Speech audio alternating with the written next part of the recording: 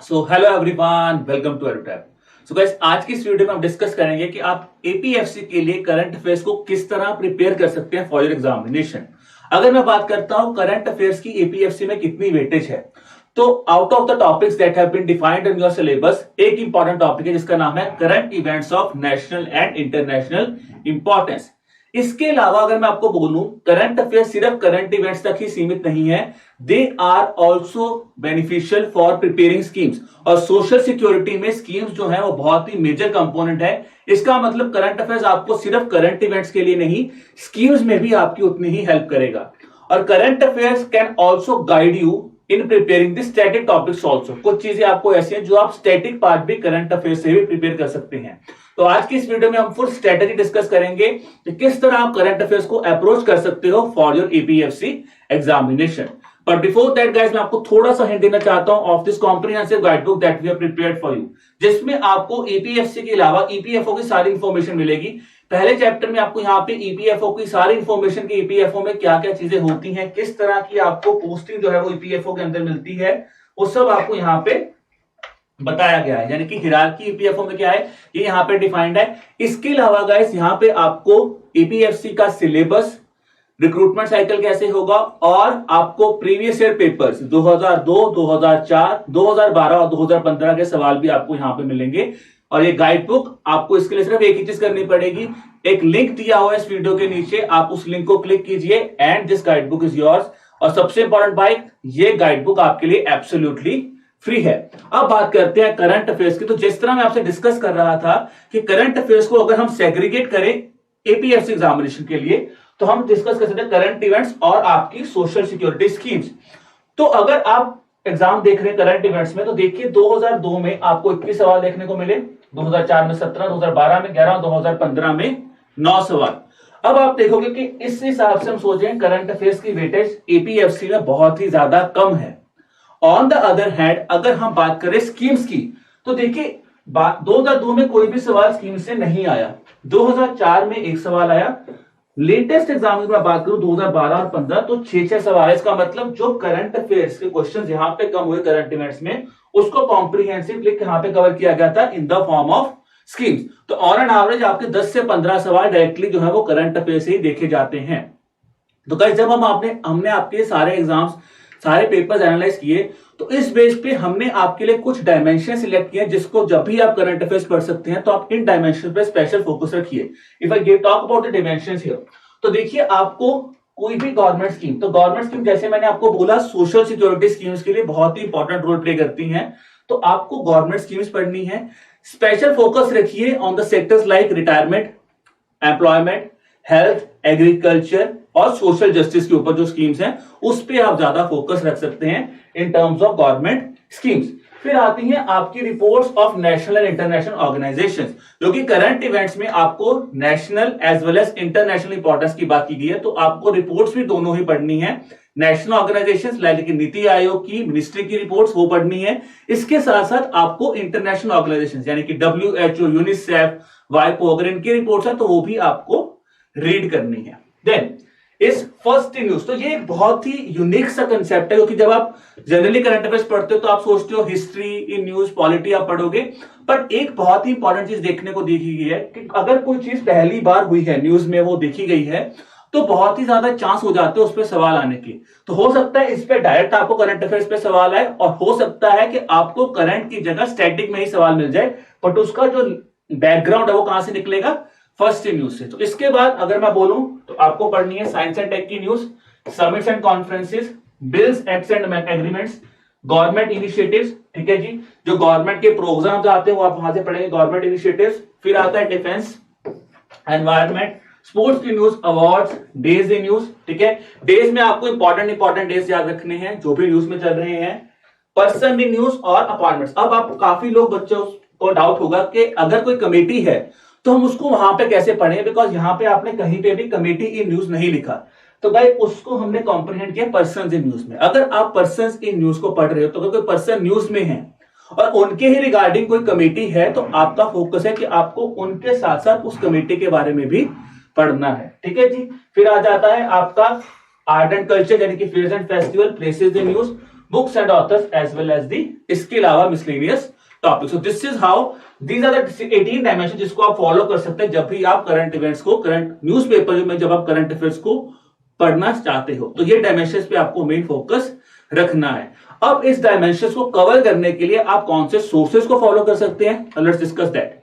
तो अगर मैं सोर्सेज की बात करूंगा इस, और उससे पहले मैं आपको थोड़ा सा एग्जांपल दिखाना चाहता हूं। यानी मैंने बोला reports of national and international importance, तो आप देख सकते हो ह्यूमन डेवलपमेंट इंडेक्स पे रिपोर्ट क्वेश्चन पूछा गया 2012 में, गोल्डन बूट अवार्ड, तो स्पोर्ट्स की न्यूज। तो इसका मतलब है कि जो मैं आपको चीज बता रहा था, look at the example here, जो मैं आपको यहाँ पे दिखा रहा हूं। अब आते हैं कौन से सोर्सेज आपको पढ़ने हैं। तो अगर मैं सोर्सेज की बात करूं तो आप सोर्सेज में कोई भी, इनमें से कोई भी, हिंदू और द इंडियन एक्सप्रेस जो कि मोस्ट रीडेबल न्यूज़पेपर्स है, आप इनमें से कोई भी न्यूज़पेपर को फॉलो कर सकते हैं। इसके साथ आप इसको कॉम्प्रीहेंड कर सकते हैं कोई भी current affairs magazine which is of your choice, जो कि आपको लगता है एपीएफसी में आपकी हेल्प कर सकती है। We are also providing your magazine, आप एडोटैप की मैगजीन में पढ़ सकते हैं, बट इसके अलावा अगर आप किसी और मैगजीन में कंफर्टेबल हैं तो आप वो मैगजीन भी पढ़ सकते हैं फॉर योर एग्जामिनेशन। बट आपको मेन चीज ध्यान रखनी है कि that magazine should be helpful for your examination. ठीक है, तो जो जो भी चीजें आपके सवाल पेपर में पूछे गए, तो इसके लिए आपको पीवाईक्यूज को अच्छी तरह एनालाइज करना है जब भी आप किसी मैगजीन को शॉर्टलिस्ट कर रहे हो अपने एग्जामिनेशन के लिए। ठीक है, अब आते हैं जी, इसको आप किस तरह पढ़ोगे। तो इसके लिए मैं आपको एग्जांपल देता हूं of the recent article that is there in news. ठीक है जी, वाई के अलग सर की डेथ हो गई, ये 6 दिसंबर की न्यूज है आपकी। ठीक है, जस्ट डे बिफोर यस्टरडे की न्यूज है। ठीक है, 6 दिसंबर की वाई के अलग सर की डेथ हो गई है। अब मैंने जो आपको एग्जांपल दी थी पर्सन से न्यूज में, तो वाई के अलग सर न्यूज में है। अब अगर मैं वाई के अलग सर के बारे में पढ़ा हूं तो यहां पे 2 चीजें हैं जो इनके बारे में काफी दी गई हैं। देखिए, during the 1980s he headed the agricultural price commission. तो जैसे मलीमत कमेटी पे क्वेश्चन आया था आपका एग्जामिनेशन में, तो इसी तरह आपको वाई के अलग कमेटी पे भी क्वेश्चन आ सकता है कि वाई के अलग सर इसमें से किस कमेटी के हेड थे। So he headed the agricultural prices commission, जिसको हम क्या बोलते हैं आजकल में, commission for agricultural cost and price. तो इससे आपका करंट के साथ साथ स्टैटिक चीज भी प्रिपेयर हो सकती है। यानी कि आपको सीएसीपी भी पढ़ना है कि सीएसीपी क्या होता है, कौन इसको हेड करता है, कितने मेंबर्स होते हैं, तो आपको ये भी पता चाहिए, क्योंकि क्वेश्चन आपको सीएसीपी पे भी पूछा जा सकता है और क्वेश्चन आपको वाई के अलग पे भी पूछा जा सकता है कि उन्होंने कौन सी कमेटी हेड की थी। एक तो है एग्रीकल्चर प्राइसेस कमीशन, देन बीआईसीपी यानी कि bureau of industrial cost and prices, इसके भी वो चेयरमैन रहे थे।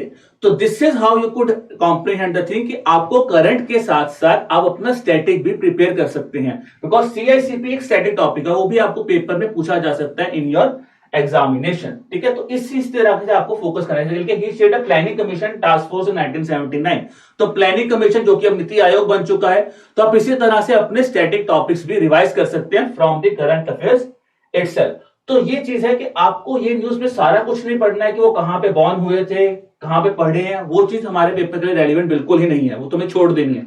हमारे लिए रेलिवेंट है कि वो किस कमेटी से एसोसिएटेड थे और किस किस जगह को, किस किस कमेटी को उन्होंने चेयर किया था। तो this is how you could read the newspapers. तो सबसे इंपॉर्टेंट चीज क्या आता है जब भी आप किसी न्यूज़पेपर को पढ़ते हो कि आपको उसमें से पढ़ना क्या है। तो this is the most important thing कि क्या पढ़ना है।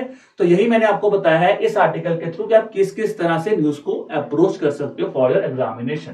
Now if I talk about coverage, कितना महीने का करंट अफेयर्स आपको पढ़ना है, तो guys on an average we will say current affairs of past 1 year is important for your examination. ठीक है जी, जिनमें से आखिरी 6 महीने सबसे ज्यादा इंपॉर्टेंट हैं।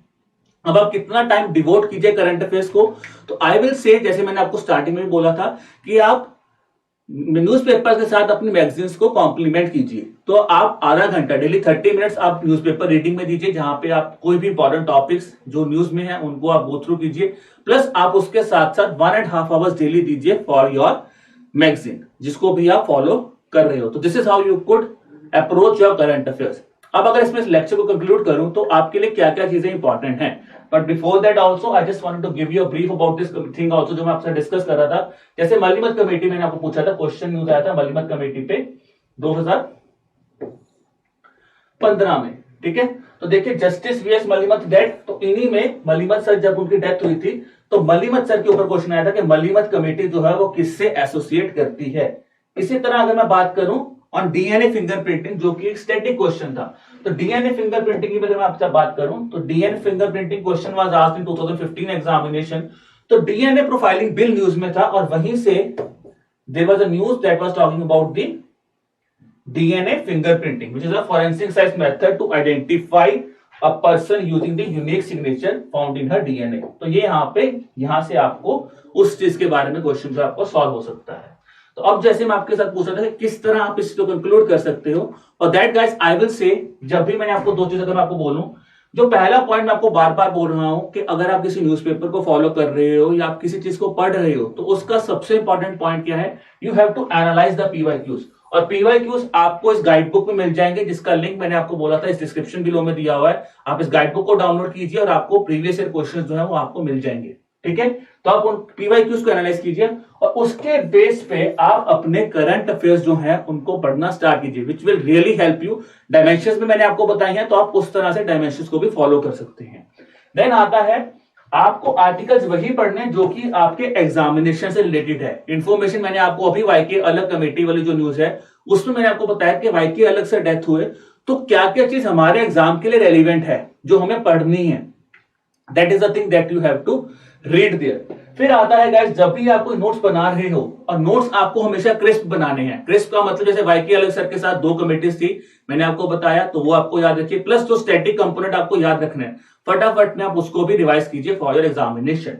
और नोट्स को आप अपना क्रिस्प रखिए, पूरा फुल फ्लेज आर्टिकल मत डालिए, जो इंपॉर्टेंट पॉइंट्स है बट उसी को आप अपने नोट्स में सर्कमेंट कर सकते हो। और जो भी नोट्स अगर आप बना रहे हो, अगर आप अपने आप पे नोट्स बना रहे हो, you are making notes of yourself, so revise this notes multiple number of times. If you are reading compilation तो revise that compilation also number of times उस कंपाइलेशन को आप रिवाइज कीजिए और प्रैक्टिस कीजिए more and more number of MCQs, because आपका paper at the end it's an objective paper, so you have to practice more and more number of MCQs that is relevant for examination. और सबसे important point क्या है आपका, analyse your mistakes, because हो सकता है आप ये तीनों चीज फॉलो कर लीजिए बट फिर भी आपका एग्जाम क्लियर ना हो। उसका रीजन क्या है, अगर आप अपनी मिस्टेक्स को एनालाइज नहीं करोगे तो it can cause a problem. ठीक है, तो आप जो भी क्वेश्चन सॉल्व कर रहे हो, जो भी आप पढ़ रहे हो, if you are committing some mistake, analyse your mistake. आप सोचिए कि वो गलती क्यों हुई है, उसको अच्छी तरह रिजॉल्व कीजिए, उस पर वर्क कीजिए, it will really really help. तो अगर मैं इस चीज को भी कंक्लूड करूं तो इसको कंक्लूड कर सकते हो आप RQP स्ट्रेटेजी से, जिसका मतलब है read, revise, retain and practice. तो पहले आपको रीड करना है, फिर आपको रीड करके उसी चीज को रिवाइज करना है। रिवाइज के बाद अब आप जब प्रैक्टिस करोगे तो it will and up in retaining that specific current affairs for you. So guys, इस तरह आप अपनी करंट अफेयर स्ट्रेटेजी को फुलफिल कर सकते हैं। आई होप इससे आपको काफी क्लैरिटी होगी कि आप किस तरह करंट अफेयर्स को अप्रोच कर सकते हैं for your APFC examination. Still guys, आपको कोई भी डाउट है तो आप हमें ईमेल कर सकते हैं at hello@aerotab.co.in। आप हमें कॉल भी प्लेस कर सकते हैं on this number, that is 8146207241। I hope guys ये लेक्चर आपके लिए काफी फ्रूटफुल होगा। Wishing you all the best for examination. Keep working hard, keep preparing. Bye bye.